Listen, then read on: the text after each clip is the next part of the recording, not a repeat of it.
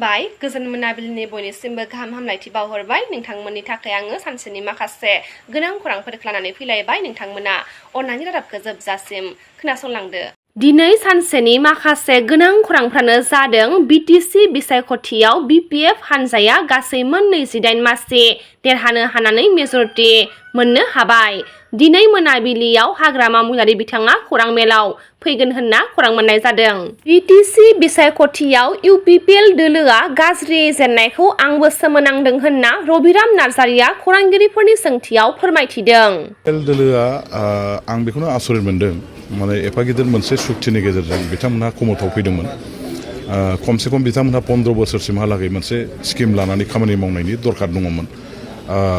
दा बिथांमोनहा हठात 5 बोसोर सासननि खुंनायनि उनावनो दिनै जे पार्टिनिफ्राय ओंखारनो गोनां जाबाय बा रायजो राजाफ्रा जे नाखस खालामनो जाबाय निस्सय बिथांमोनहा जों बुंनायल' नङा जोंनि राजनितिक नेता बा दल हिसाबै जों जेखिनि बाथ्राफोरखौ बुंदों बेखिनि बाथ्राल' नङा रायजोफोरा गनायजाथावै बिथांमोनहा खामानि मावदों जानो हागौ आरो रायजोफ्रा बिथांमोननि खामानि मावनायाव रावबो गोजोननाय मोनाखै।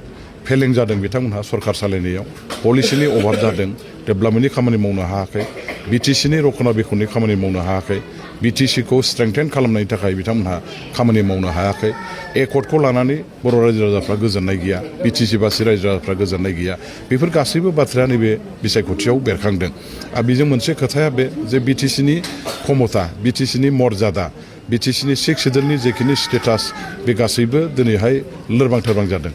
बेनि थाखानाय गासैबो गोहोफ्रा खहा जादों बेखौ रायजोफ्रा कुनुदिनबो सहायनो हायाखै आरो गोबां मोनसे सेक्रिफाइसनि गेजेरजों गोबाव सम आन्दलन खालामनायनि गेजेरजों मोनखानाय बिटिसिनि क्षमताखौ दिनैहाय सोरबा स्टेट गभर्नमेन्टआ गावसोरनि गोसो बायदि बेवहाय बाहायहरनाय बिटिसिनि क्षमताखौ नेवसिनानै डाइरेक्ट बिटिसि ओनसोलाव स्टेट गभर्नमेन्टनि गोसो बायदि खामानि मावनाय बेखौ रायजोफ्रा नुनानै सहायनो हायाखै आरो बेखौ होबथानो हायैया बिथांमोननि फेलें सरकार हिसाबै बिथांमोनहा फेलें जादों आरो लोगोसे बिथांमोनहा बाराद्राय थिउरिटिकेल खोथाखौ बुंदों बिथांमोनहा खुनु पलिटिकेल हमवर्क खालामाखै आरो ग्राउन्डआव बिसोरो प्रेक्टिकेल मोनसे दलनि एक्टिभिटिसखौ बा बे रोखोम माने प्रेक्टिकेल पार्टि एक्टिभिटिसखौ बिथांमोनहा खालामनो रोङाखै पलिसिनि अभाब आरो पारफरमेन्सआ बिराद उइक जादों आरो रायजो राजाफोरखौ बिथांमोनहा बिसासाव लाहोनो हायाखै आरो बिथांमोननि गभर्नमेन्ट पार्टि सालायनाया रायजोफोरनि खाथियाव थाङाखै बे खारनावनो बिथांमोनहा दिनै फेल जादों।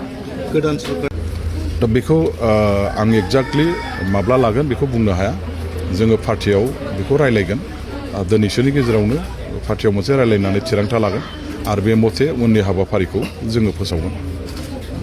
बिटिसि बिसायख'थियाव बिपिएफखौ देरहासार खालामनायनि थाखाय बयनिसिमबो साबायखर बावहरदों बिक्रम दैमारि बिथाङा। बयनिसिमबो बिटिसिनि रायजोनि बिटिसि हालामाव थानाय गासैबो रायजो राजाखौ आंनि गोसो गोरबोनिफ्राय साबायखर बावहरबाय।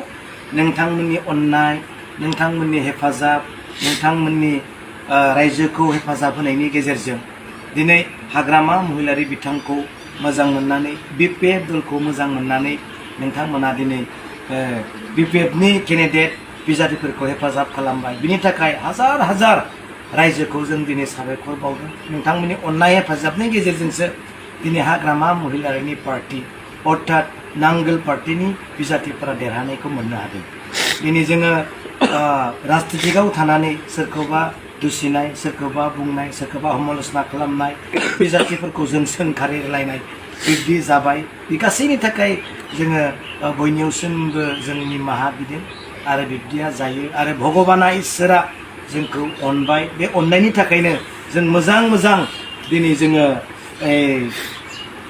फिथाइखौ मोननो हाबाय। बेनि थाखाय जोङो फैबाय थानाय समाव मोजां सरकार दानानै मोजां सरकार जों खालामनानै आवगायलांनो थाखाय जोङो नाजागोन आरो जायफोर इउपिपिएलनि बिजेपिनि माबाफोरा मा होनो बिजाथिफोरा देरहाबाय बिथांमोनखौबो जों साबायखर बावदों बिथांमोनाबो निस्सय मोजाङै खामानि मावलांगोन आरो जायफोरा देरहानो हायाखैसै बिथांमोना उननि समाव आरो मोजां खामानि मावनानै रायजोनि गोसोखौ जय जानो हागोन आं आखाबादि।